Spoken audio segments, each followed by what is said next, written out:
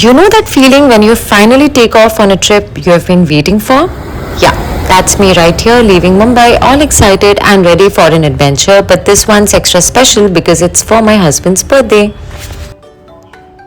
So, our journey from Mumbai to Amsterdam had its first pit stop at Istanbul airport, and let me tell you guys, this place is fancy and massive. We had some time to kill, so we just strolled around soaking in the vibe. With its luxury stores, endless food options, and some of the best lounges, this airport is honestly an experience in itself. Guys, Istanbul airport is massive. It has over 100 restaurants and cafes, including the famous Solvay restaurant. We grabbed coffee, treated ourselves to some desserts, and just soaked in the vibe before hopping on to a connecting flight to Amsterdam. And the view was incredible. We were super excited, and then we finally landed, and that feeling absolutely amazing. So our Airbnb host was literally an absolute legend. Not only did he pick us up from the airport, but he took us straight to a stay, and this building was so different from the rest. Ours was on the 12th floor, and the view, chef's kiss. And just when I thought it couldn't get better, this guy left us a pack of true waffles in the room. But let me tell you, Amsterdam cold hits different. We were literally freezing, so we decided to just step into a nearby restaurant for dinner, and that was the best decision ever because we had the juiciest and most insane burgers of our lives, like zero regrets. We crawled back to our Airbnb because we were super tired and got ready for the madness that was about to unfold the next day. Day 2 started slow and peaceful. The area around our Airbnb was beautiful, lots of charming water bodies, perfect for a little morning stroll. We took in the crisp air, snapped a few pictures, and then decided it was time to head out. But before hopping on to the tram, we actually needed our passes. So, luckily, our amazing host guided us to a nearby spot where we got them sorted quickly. And just like that, we were on our way and reached Jordan, one of the most famous and picturesque neighborhoods in Amsterdam.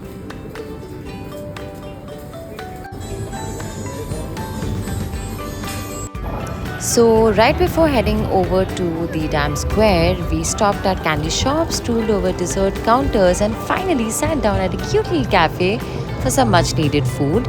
And if you want to try the amazing coffee here, this cafe is called Naked. Yes, that's the actual name. And we just kind of chilled in the sun for a bit. The area was buzzing like street performers, tourists, and of course, the classic Amsterdam attractions like Madame Tussauds, the Royal Palace, and so much more.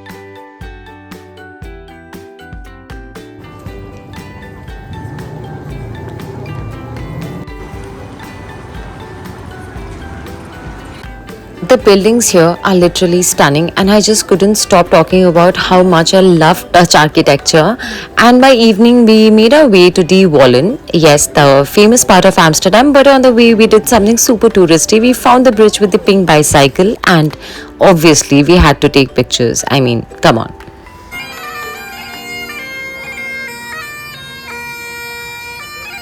Okay, let's talk about coffee shops in Amsterdam because they're literally a whole vibe here. You'll find them everywhere, but there's one you have to check out. It's Bulldog because it's iconic, super chill, and a must visit if you're in the city.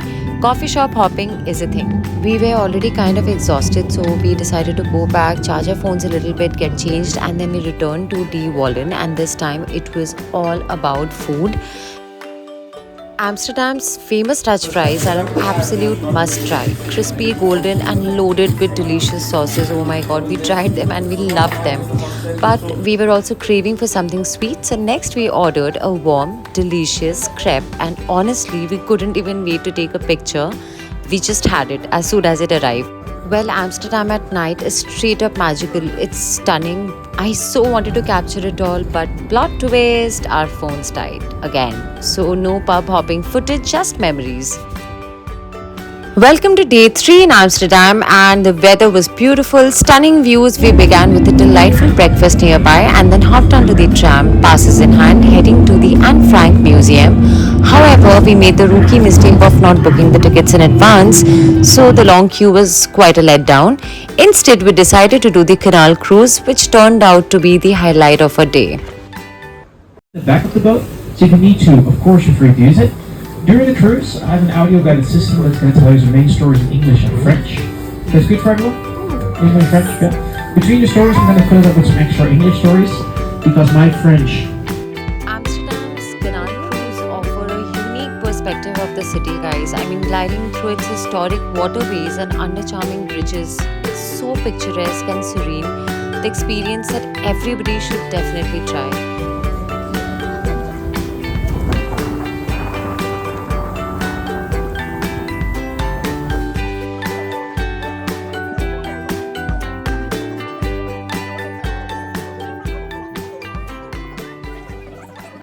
So, after wrapping up our canal cruise, we wandered through some of Amsterdam's most beautiful lanes and gullies, just soaking in the charm of the city. And of course, we needed more coffee. I think we had at least 5 to 7 cups a day because it was that cold. This time, we stopped at the Kroon, and let me tell you, the best cafe mocha in Amsterdam.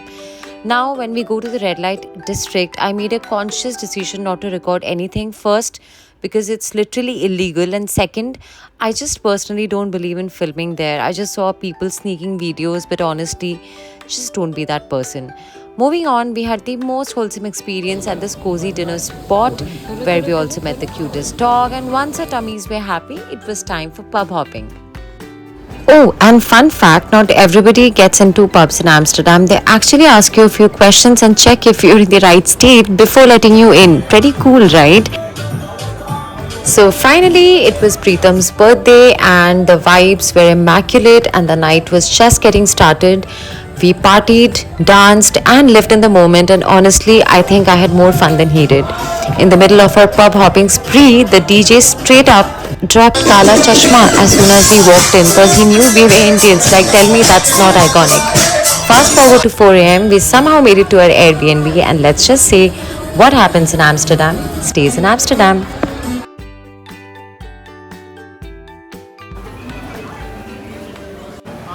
And just like that, Amsterdam, you were a dream.